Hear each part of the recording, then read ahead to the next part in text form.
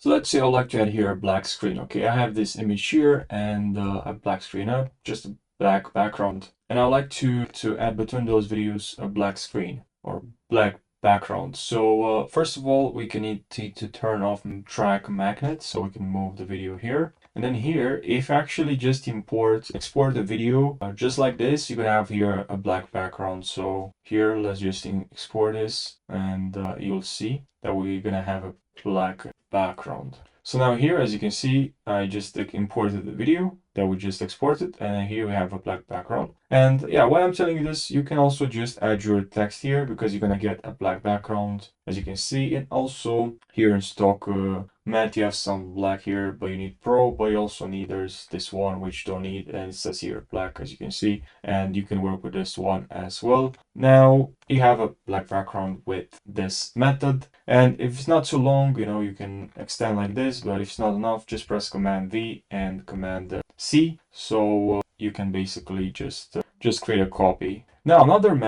thing that you can do is just create a black background on Photoshop, or just look for a black background on Google. And in Photoshop, to create a black background, it's super simple. If you go here and you click on solid color, then you're gonna select your color, black, and now we have a black background. We can just export this, and that's pretty much the entire process. Okay, I exported the image here. We created in Photoshop, and we have a black background. So yeah, I hope you found this helpful. If you have more questions, your questions down below, and thanks for watching.